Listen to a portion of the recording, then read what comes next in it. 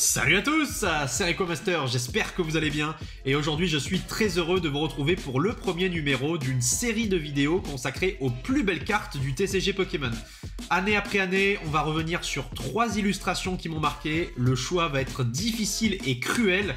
J'ai déjà du mal à isoler mes 3 cartes préférées dans une seule série, alors imaginez maintenant choisir mes 3 cartes favorites sur une année complète. Bref, n'hésitez pas à me dire quel serait votre choix dans les commentaires. Pour ce premier numéro, on va s'intéresser aux cartes publiées entre 1996 et 2003. Bonne vidéo à tous! Commençons directement avec 1996 et je pense que vous avez déjà compris de quoi il s'agit en voyant l'illustration sur votre écran. C'est bien sûr le magazine CoroCoro duquel sont issues 2 illustrations, 2 promos, le Pikachu et le Rondoudou, les 2 illustrés par Keiji Kinebuchi. Le but de cette série de vidéos, c'est évidemment de faire le tour du TCG Pokémon, de l'alpha jusqu'à l'oméga, du début jusqu'à la fin. Et forcément, il faut faire un petit peu d'archéologie, remonter au début. Et évidemment, ce Pikachu et ce Rondoudou qu'on vous présente ici, qui sont des promos issus du magazine CoroCoro. Donc les 2 illustrés par Kinebuchi dans un style très particulier. Alors là vraiment on est dans l'archéologie, hein, dans les tout débuts de Pokémon. Ce Pikachu vraiment très spécial. Par contre le Rondoudou, je l'adore, hein. Il est incroyable avec les notes de musique végétale derrière lui. C'est complètement dingue. Ces 2 illustrations sont véritablement mythiques et je voulais bien évidemment commencer par ça.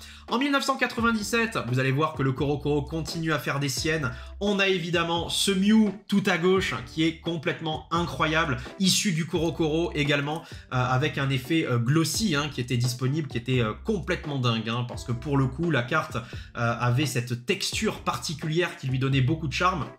Au-delà de ça, l'illustration en elle-même, je la trouve incroyable. Et là, c'est du très très grand Ken Sugimori. Vous connaissez mon attachement pour Ken Sugimori, mais pas forcément Ken Sugimori l'illustrateur, plutôt Ken Sugimori l'amoureux de Pokémon. C'est cette personne que j'aime parce que c'est quelqu'un qui a travaillé dès les tout débuts de Pokémon avec Satoshi Tajiri, avec la petite équipe de Game Freak. Sans lui, Pokémon ne serait probablement rien devenu. Donc encore une fois, un grand merci à Ken Sugimori de nous faire vibrer au quotidien. Néanmoins, en termes d'illustration, vous connaissez mon avis là-dessus, c'est-à-dire si je veux voir des artworks de Pokémon, j'ai juste à allumer mes versions et à regarder eh bien, mon Pokédex.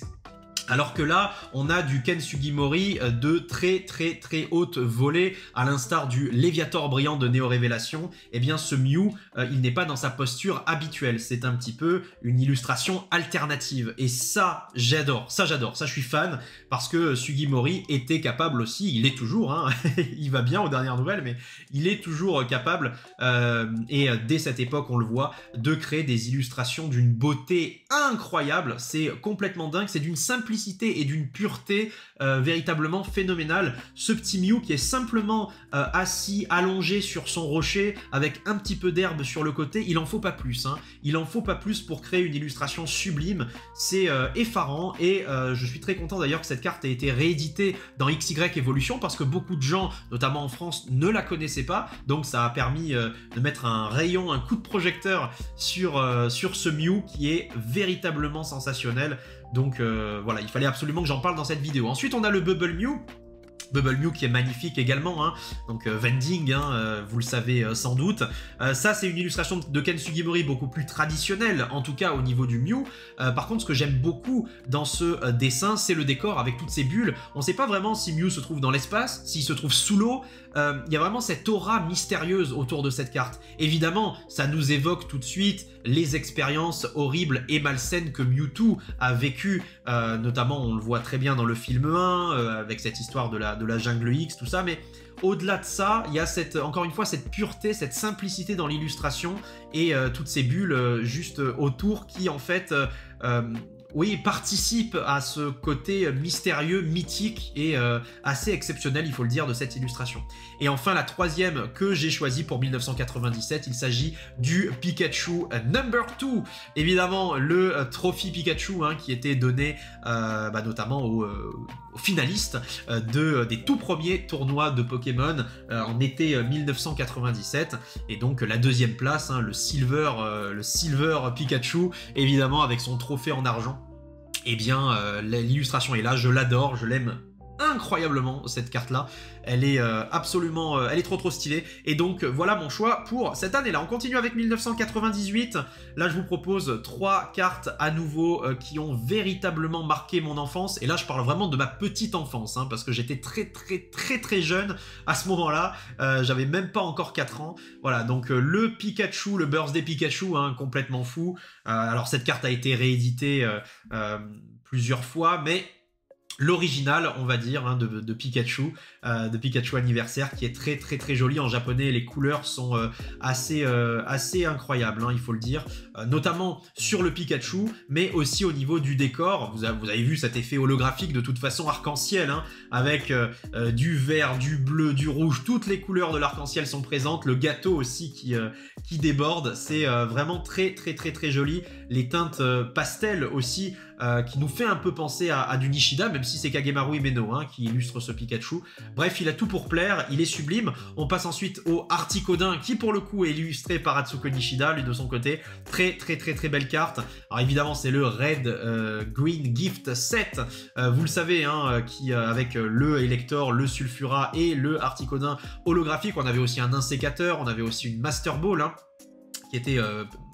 trouvables dans ces decks-là, qui sont maintenant particulièrement rares. Mais cet Articodin, il est juste trop beau, illustré par Nishida, perché sur son rocher dans les îles Écumes. Très belle carte, elle est magnifique, c'est ma préférée parmi les 3. Et enfin, le Dracolos Game Boy Promo, hein, le petit Dracolos Game Boy Promo illustré par Ken Sugimori, que je trouve aussi magnifique. Voilà, très belle carte. Elle est aussi vraiment symptomatique d'une époque, et puis c'est un des tout premiers Dracolos, hein, si ce n'est le premier, donc voilà, ça fait carrément plaisir. On continue avec 99, et cette fois-ci en 99, on arrive sur les séries occidentales, hein, parce que autant le set de base a été illustré et est apparu au Japon bien avant 99, autant c'est l'année où en France on a eu effectivement le set de base, mais il y a eu aussi Jungle notamment. Voilà, donc, et Fossil, même si nous en France, je sais plus si c'est fin 99 ou début 2000, mais en gros, grosso modo, hein, je vous le dis tout de suite, dans ces vidéos, on va à chaque fois se baser sur la date de sortie US, donc pas forcément anglaise justement, mais américaine des séries, et parfois il y a quelques mois de différence, et quand on se retrouve en fin d'année, bah, ça veut dire qu'une série publiée aux États-Unis en novembre ou en décembre, bah, souvent ça sera en février ou mars de l'année suivante en France, mais toujours est-il qu'ici on se base sur la sortie américaine, donc en 1999 j'englobe à la fois le set de base Jungle et Fossil, alors que nous, Fossil, hein, de mémoire, c'est plus en 2000. Mais voilà, au moins vous avez compris le fonctionnement. Donc on a le Dracolos de Fossil en holographique, qui est ma carte préférée de Fossil, hein. De toute façon, j'ai essayé de symboliser les 3 séries ici, hein. On en a 3, voilà, le Jungle set de base et Fossil, donc on en a une par série. Le Dracolos qui est incroyable de Himeno, c'est la carte holo la plus appréciée de Fossil, je pense. C'est moi aussi ma préférée de très loin, avec ce style complètement dingue, le Dracolos qui est perché, enfin qui est assis juste à côté d'un arbre, et en holo, les couleurs là, oh là là, les couleurs derrière, le bleu, le jaune et le rouge, il y a le brille de mille feux, cette carte quand vous l'avez entre les mains, elle est trop belle. Le Draco, c'est ma carte préférée du set de base, c'est ma rare préférée du set de base, et honnêtement, plus les années passent et plus je me dis que c'est ma carte tout court préférée du set de base, hein, pas forcément que en rare, mais tout confondu. Et enfin, le Roucarnage de Jungle, que j'aime énormément aussi, illustration de Himeno. Vous voyez, Himeno est partout, hein. Elle est en 2000, elle est en 99, elle est dans toutes mes illustrations préférées. J'adore ce Roucarnage, c'est mon holo favorite de Jungle, même si j'aime beaucoup le Mélodel, j'aime beaucoup Voltali, Pyroli, mais voilà, ce Roucarnage, il est clairement en premier. On continue avec 2000, les amis. En 2000, j'ai choisi le Dracolos Obscur de Rocket.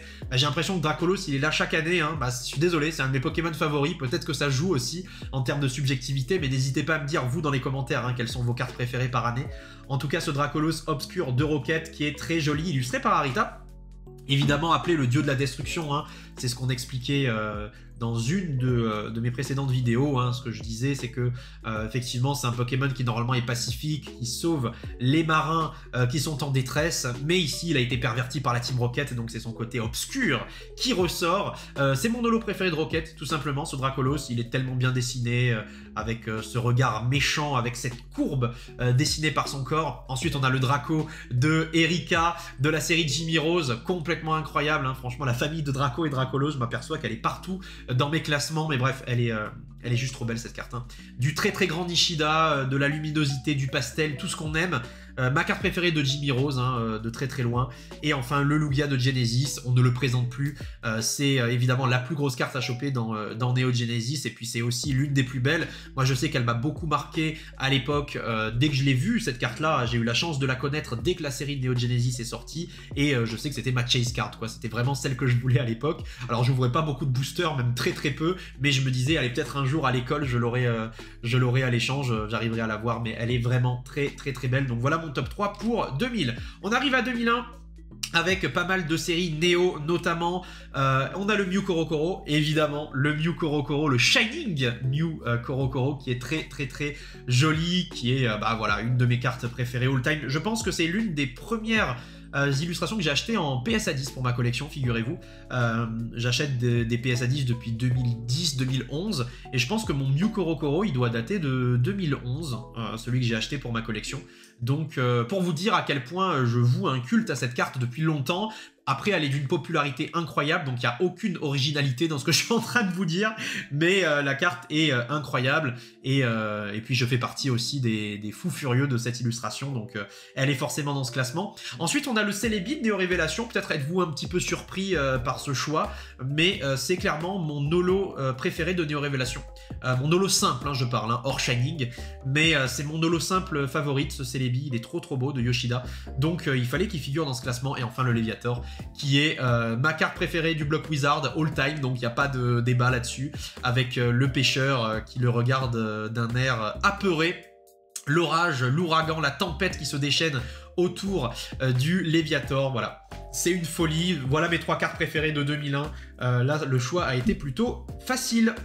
On arrive en 2002 les amis avec encore un Dracolos, hein, je suis vraiment désolé. Cette fois-ci c'est le Dracolos de Kuki Saito du biologiste qui est vraiment très beau, une carte promotionnelle, je la trouve magnifique cette carte de Dracolos avec ses teintes automnales hein, derrière les arbres avec les feuilles mortes, les montagnes qu'on peut discerner au fond. Et puis la posture de Dracolos, on dirait qu'il est en train de danser ou alors qu'il est en train de, qu'il va taper des mains.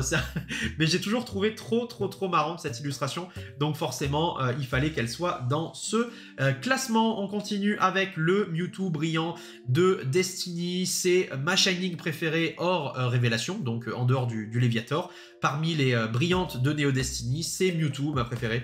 Je la trouve trop belle dans sa posture, dans la pose, dans le respect qu'il impose, et dans le fait que ça rappelle quand même beaucoup le film, encore une fois, le film 1, où il arrêtait Sacha comme ça, avec son bras tendu. Donc j'aime beaucoup cette illustration, elle m'évoque énormément de souvenirs également, il fallait qu'elle soit dans ce classement. Et enfin le Arcanin Lumineux, qui est mon holo favorite hein, du coup de Destiny, hors Shining encore une fois. Elle est très belle et puis c'est pour moi hein, illustré par Nishida, c'est la plus pure, la plus élégante. J'aime beaucoup la pose, hein, très particulière la pose de cet Arcanin, mais perso je suis très fan. Le Pokémon reste élégant, il reste noble, et puis surtout avec ses fleurs dans le fond de l'illustration, mais qu'est-ce que c'est beau, tout le côté lumineux de Nishida qui ressort, donc vraiment archi fan. Partie 1 de l'année 2003 donc, et là vous allez voir que de grosses dingueries sont en approche. Waouh, le simple fait de voir ces cartes, c'est largement suffisant pour me rendre heureux. On commence donc avec ce magnifique Lugia Crystal, qui est l'une de mes cartes favorites all time, hein, ma deuxième carte préférée du bloc Wizard, juste après le Léviator brillant de Neo Révélation. Je la trouve extraordinaire, surtout en japonais. Hein, vous le savez, les cartes Crystal brillent beaucoup plus et beaucoup mieux en japonais que en français, en US, etc. Elle est extraordinaire, cette illustration, que ce soit le Pokémon en lui-même, hein, qui est super bien dessiné par Kimura, mais surtout le fond avec cette mer déchaînée, cet orage, ces éclairs. Hein. Vous savez que le Lugia, c'est le Pokémon qui est capable de déclencher des tempêtes d'un seul battement d'aile. La carte est complètement folle, elle est parfaite en fait, c'est la perfection incarnée et je peux vous dire qu'en japonais, ma, c'est une pépite. On continue avec le Grolem qui est ma carte cristal préférée de Skyridge. Je la trouve par exemple bien au-dessus du Dracofeu. Elle est incroyable, hein. C'est une illustration de Mitsuhiro Arita. On a le soleil crépusculaire, hein, le soleil qui est en train de se coucher derrière. Le Pokémon en lui-même est super bien dessiné avec son œil, hein. Évidemment l'œil qui regarde à l'horizon. Grolem qui est en train de s'adosser, hein, sur le rocher juste à côté de lui. C'est une illustration qui pour moi est parfaite, qui représente aussi la contemplation qu'on aime dans les illustrations Pokémon. C'est pas tout le temps que des fights ou à l'inverse de la mignonnerie, c'est parfois aussi quelque chose de plus profond, comme de la contemplation, de la méditation, et c'est ce que m'inspire ce Grolem. Donc il est absolument exceptionnel, c'est du très très grand Arita et je l'adore. Et enfin on termine avec ce Noctali holographique de Skyridge, qui est juste magnifique. C'est Atsuko Nishida qui l'illustre. Donc évidemment, on retrouve tous les marqueurs de Nishida, hein, que ce soit le côté pastel, que ce soit la mignonnerie, que ce soit l'élégance, tout ça est bien là, il n'y a pas de problème. Par contre, quelque chose de très très très sympathique, je trouve, avec cette carte, c'est la posture, la position du Noctali. On n'a pas l'habitude de le voir de dos comme ça. Habituellement, il est bien de face, ou alors il est de profil, on le voit plutôt dans un milieu urbain. Et là, non seulement qu'il est en pleine nature, mais en plus de ça, eh ben, il est de dos. Et il tourne la tête simplement pour regarder le spectateur. Et je trouve cette illustration très atypique, vraiment réussie, c'est du grand Nishida, elle est très élégante, et voilà, pour mon top 3 des cartes de l'année 2003. Mais je le rappelle, 2003 partie 1, parce que dans la vidéo suivante, on va s'intéresser au début du bloc X, et le début du bloc X, c'est aussi en 2003. Voilà, j'espère que vous êtes hypés, merci d'avoir suivi cette vidéo, n'hésitez pas à me dire dans les commentaires quelle carte vous auriez choisi année après année de votre côté. Si vous avez aimé cette vidéo, n'hésitez pas à laisser un like, n'hésitez pas à la commenter. Je vous souhaite le meilleur et on se donne rendez-vous très vite pour de nouvelles aventures. Allez, à la prochaine. Ciao tout le monde.